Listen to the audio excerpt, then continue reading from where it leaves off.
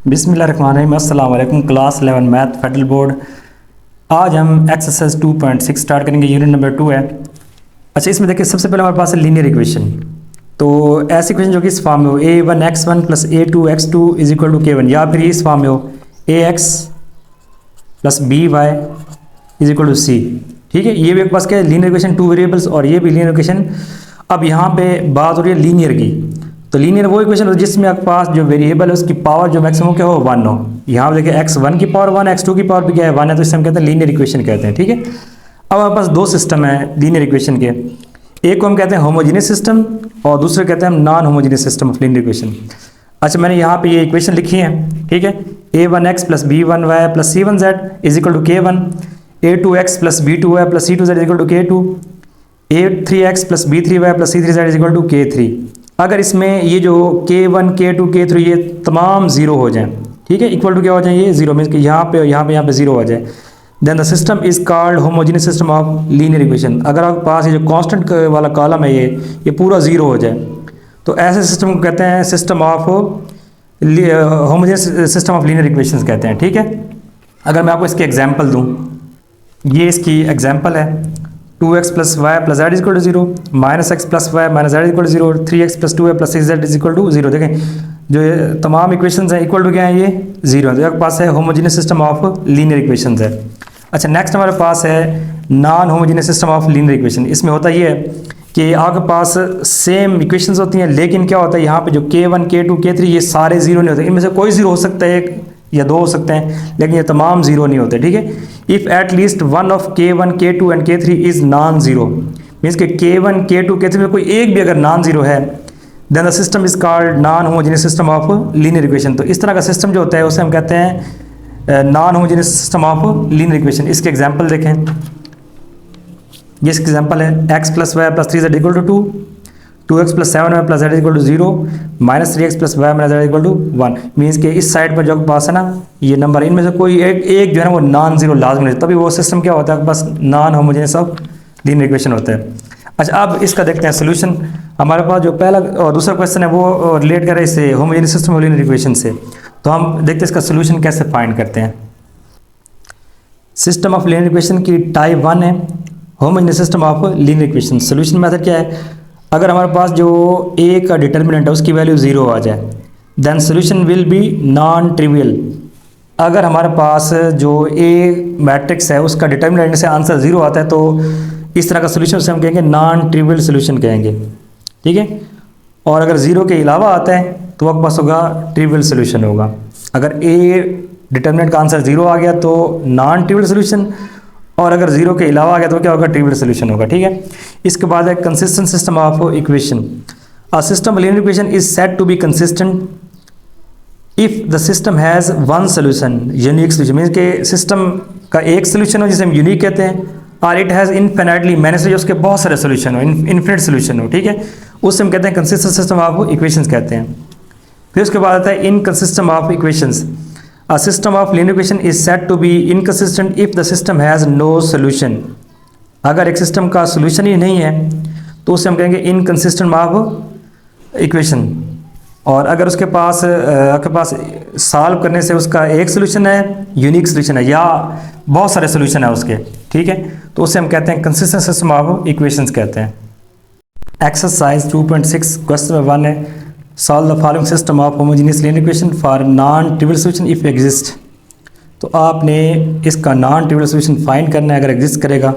और हमारे पास इक्वेशन है होमोजीनियस, लेकिन लास्ट में सारे क्या हैं ये जीरो हैं, तो ये कौन सी इक्वेशन होती है होमोजीनियस लीनियर इक्वेशन होती हैं। ठीक है, अच्छा इसे मैट्रिक्स फॉर्म में लिखा मैंने। अब देखें हमने यहाँ पे ए का निकालना है डिटर्मिनेंट। ठीक है, ये देखें इस मैट्रिक्स फॉर्म में लिखेंगे ना तो ये होता है कोएफिशिएंट मैट्रिक्स होता है 2 - 3 4 1 - 2 3 4 1 - 6। फिर यहाँ पे आता है वेरिएबल अननोन मैट्रिक्स, और यहाँ पे आता है जो लास्ट में जीरो मैट्रिक्स है, इसे ओ से डिनोट करते हैं। अच्छा, सबसे पहले हम यहाँ पे ए का डिटर्मिनेंट फाइंड करते हैं।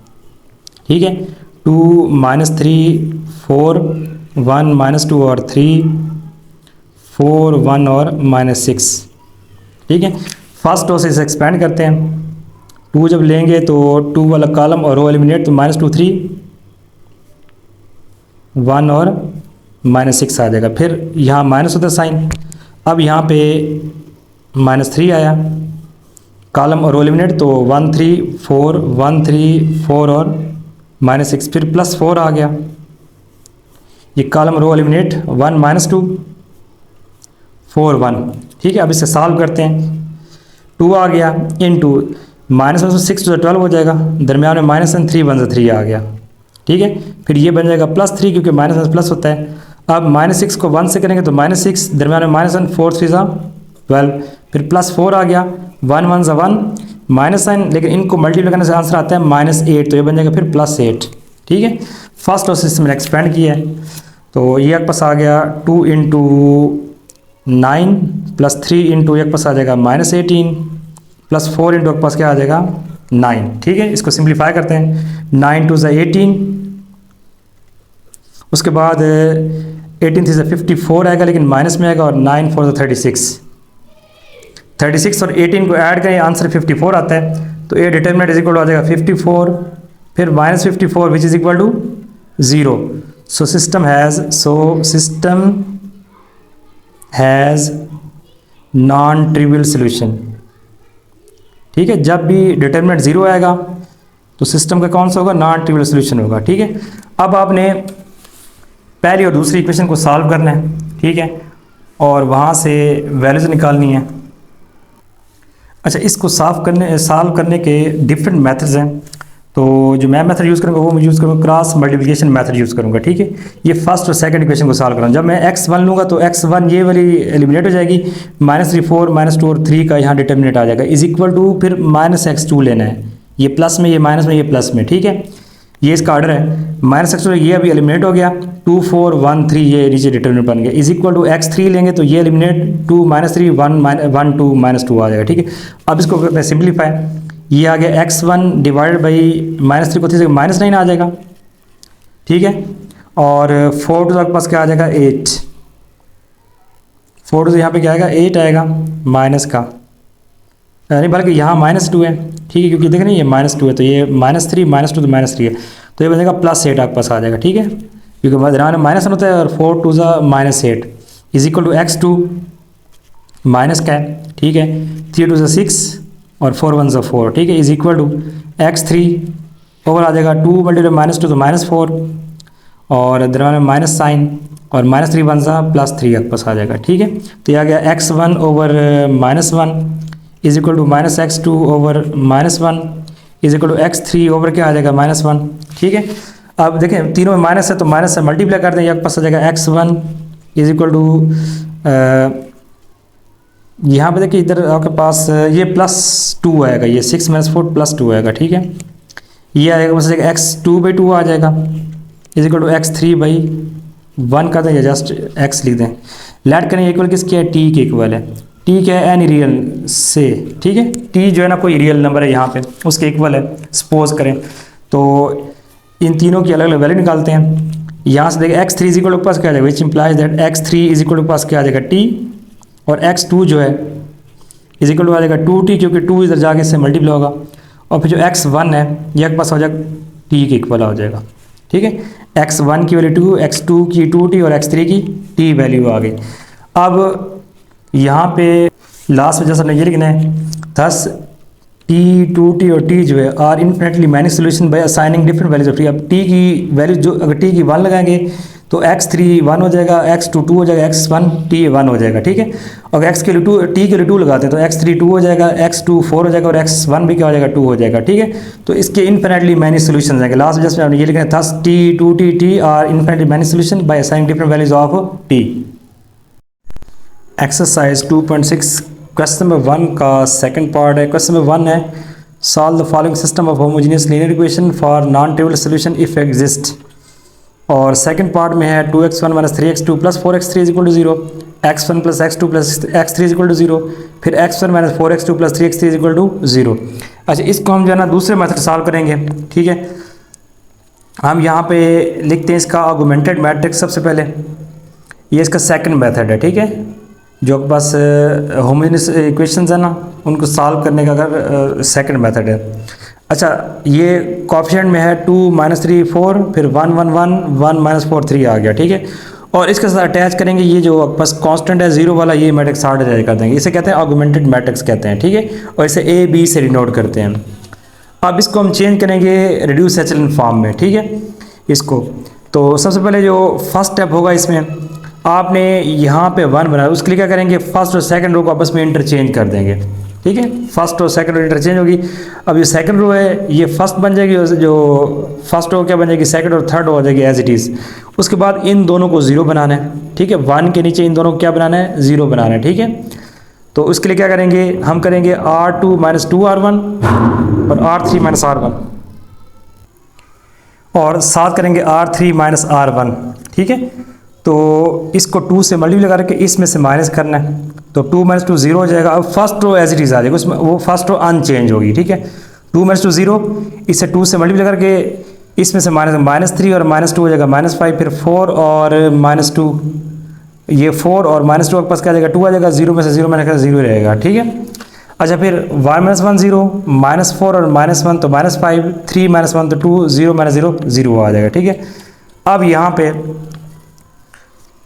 हम यहाँ पे जो लास्ट रो है उसमें से क्या करते हैं, हम यहाँ पे ऑपरेशन करते हैं R3 - R2, ठीक है। ये आ जाएगा 1 1 1 और इधर 0 आ गया, ठीक है।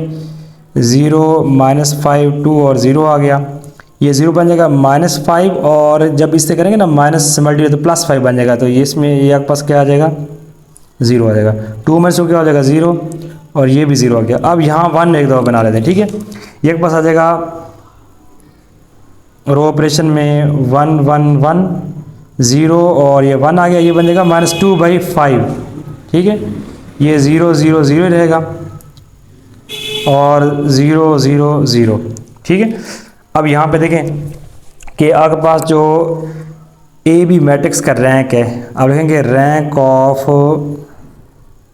Rank of A B matrix, ये इक्वल है रैंक ऑफ ए मैट्रिक्स, ठीक है। ये आपके पास ए मैट्रिक्स है, ये आपके पास ए बी मैट्रिक्स है, तो दोनों का रैंक सेम है। देखें अगर ए बी की बात करें तो इसमें भी 2 रोज नॉन ज़ीरो हैं, और अगर ए की बात करें इसमें भी 2 रोज क्या हैं, नॉन ज़ीरो है। ये आपके पास ए है, ये ए बी मैट्रिक्स है, ठीक है। और ये लेस देन है नंबर ऑफ वेरिएबल्स, ठीक है। देखें टोटल वेरिएबल इसमें क्या है, x1 x2 x3, और x1 यहाँ पे देखें जो वेरिएबल है x1 x2 x3, तो यहाँ पे जो लास्ट है ये 0 हो गया मीन्स के, ठीक है। ये सारे यहाँ पे, तो हमारे पास यहाँ पे नंबर ऑफ वेरिएबल्स क्या हैं, वो 3 वेरिएबल हैं, लेकिन इसका रैंक क्या है, वो 2 है, ठीक है। तो रैंक जो है वो नंबर ऑफ वेरिएबल से कम है, तो इस तरह का सोल्यूशन जो होता है, ठीक है, वो होता है नॉट, हम लिखेंगे so it has non trivial solution,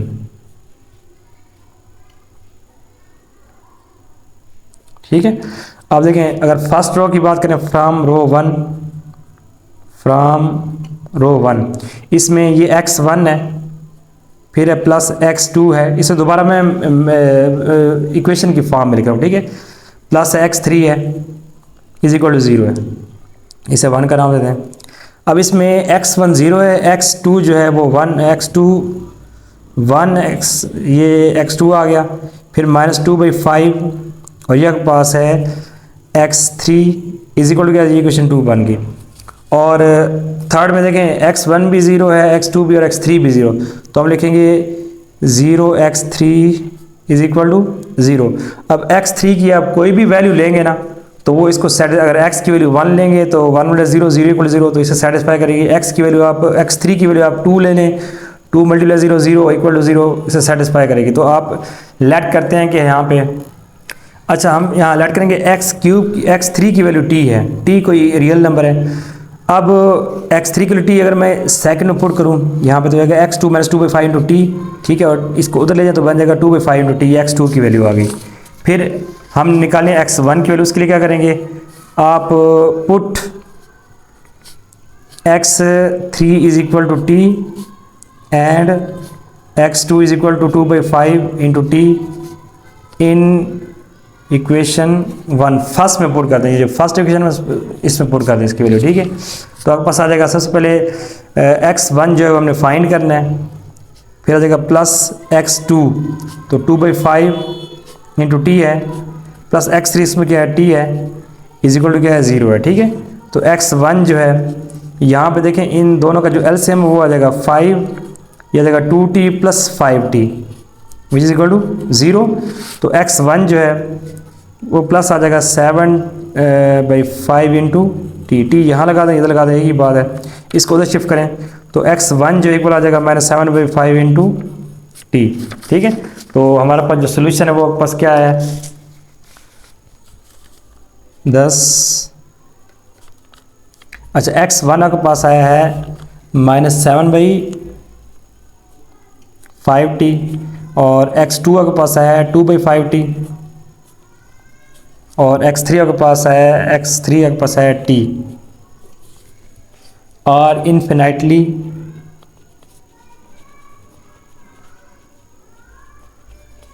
many solution, ठीक है। ये आपके पास आ गया required answer. Exercise 2.6 question 1 is solve the following system of homogeneous linear equation for non-trivial solution if it exists. Third part है x1 plus x2 minus 3x3 is equal to 0, 3x1 minus 2x2 plus x3 equal to 0, 4x1 minus x2 minus 2x3 is equal to 0। तो ये हमारे पास homogeneous equation given है, हम यहाँ पे इसे matrix form पर लिखते हैं। ये आपके पास कोएफिशिएंट मैट्रिक्स इसे ए कहेंगे, ये आपके पास अननोन है और एक पास क्या है जीरो मैट्रिक्स है, ठीक है। अच्छा हम यहाँ पे सबसे पहले ए का डिटर्मिनेंट फाइंड करते हैं, जो मैट्रिक्स ए है इसका क्या फाइंड करते हैं, डिटर्मिनेंट फाइंड करते हैं। तो इसे सॉल्व करते हैं। ए determinant will be equal to, सबसे पहले फर्स्ट एलिमेंट लेंगे 1, तो 1 वाला कॉलम और रो एलिमिनेट, तो -2 1 -1 और -2 आ जाएगा। फिर -1 आ गया, ये वाला सेकंड माइनस फार्मूले का होता है, ये कैंसिल और ये कैंसिल, 3 1 4 -2। फिर प्लस होता है और ये -3 आ गया, एलिमेंट लास्ट है, ठीक है। ये कॉलम और रो एलिमिनेट, तो 3 -2 और 4 -1। अब ये 2/2 के डिटरमिनेंट इन्हें सॉल्व करते हैं। A determinant will be equal to 1 आ गया एज इट इज़। अब -2 को -2 से करेंगे मल्टीप्लाई, आंसर आएगा +4, दरम्यान में -1 होता है, और 1 को -1 से करेंगे तो आपका आंसर आएगा -1 जो कि बन जाएगा पास +1, ठीक है। फिर -1 आ गया, 3 मल्टीप्लाई -2 तो -6, माइनस अंदर और 4 1 4 हो गया, ठीक है। इसी तरीके से ये बन जाएगा -3 और यहाँ पे 3 को -1 से मल्टीप्लाई करें तो आपके पास आ जाएगा ये -3, दरम्यान में -1 और 4 -1 तो -8 बन जाएगा, तो बन जाएगा +8, ठीक है। अब इसे सॉल्व करते हैं। ए determinant will be equal to 1 into आ जाएगा 5, -1 इंटू आ जाएगा -10, -3 यहाँ आ जाएगा 5 आ जाएगा, ठीक है। 8 में से 3 माइनस के आपके पास क्या आता है 5 आता है।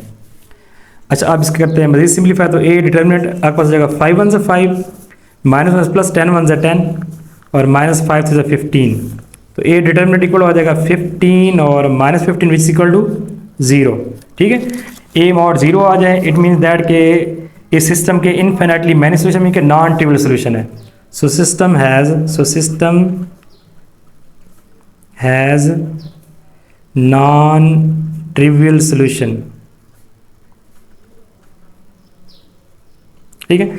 Solving 1 and 2, solving equation 1 and 2, equation 1 है इक्वेशन 2 है, ठीक है। इनको सॉल्व करते हैं तो सबसे पहले x1 लेंगे, तो x1 वाला ये कॉलम एलिमिनेट, तो 1 -3 -2 और 1 आ जाएगा। फिर -x2 आ जाएगा, ये कॉलम एलिमिनेट, तो 1 -3 3 1 आ जाएगा, ठीक है।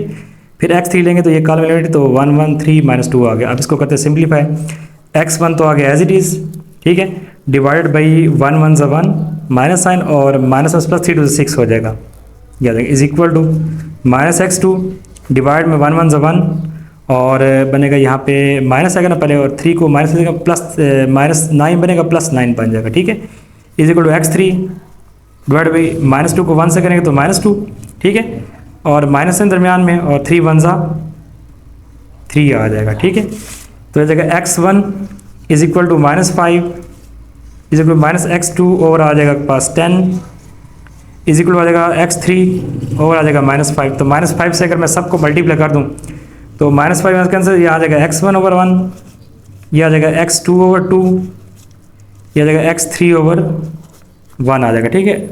-5 से सबको मल्टीप्लाई कर दिया, यहाँ -5 में से कट गया, x1 रह गया, यहाँ पे माइनस माइनस प्लस हो जाएगा, 5 2 10, और यहाँ -5 से करें तो -5 में से कट गया, x3 आ जाएगा। ठीक है, लेट करें इक्वल किसके, ये t के इक्वल है, से t है एनी रियल नंबर है, तो वैल्यू निकालते हैं। यहाँ से देखिए x3 पास आ जाएगा, x3 is equal to t आ गया, फिर x2 जो है इज इक्वल टू आ जाएगा 2t, क्योंकि 2 से मल्टीप्लाई होगा t से, और x1 जो है एक पास आ जाएगा t के इक्वल आ जाएगा। ठीक है, हमने क्या किया, इन सबको अलग अलग t के इक्वल पुट करके वहाँ से उसके आंसर निकाल लिए।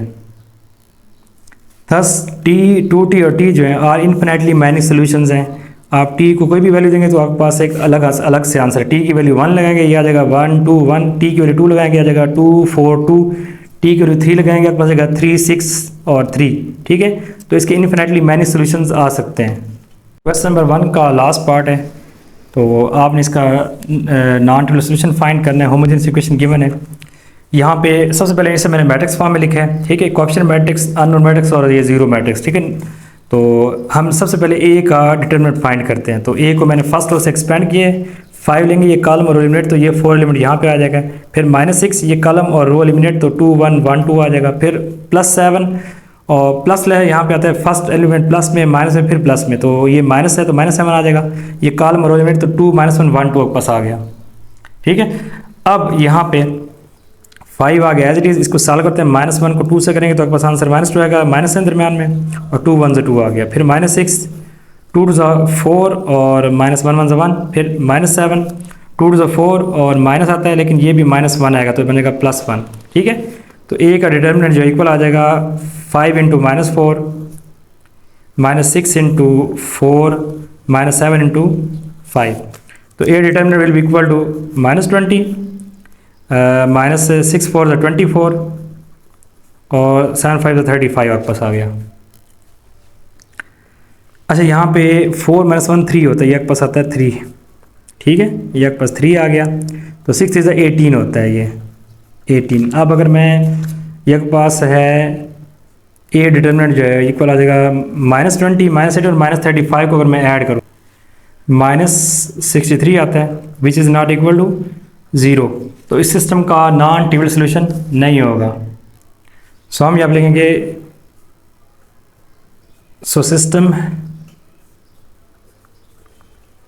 हैज़ नो सोल्यूशन, क्योंकि हमें चाहिए था नॉन ट्रिवियल सोल्यूशन। लास्ट में बताइएगा कि इसे आगे से सॉल्व नहीं करना। ठीक है, सिस्टम हैज़ नो सोल्यूशन।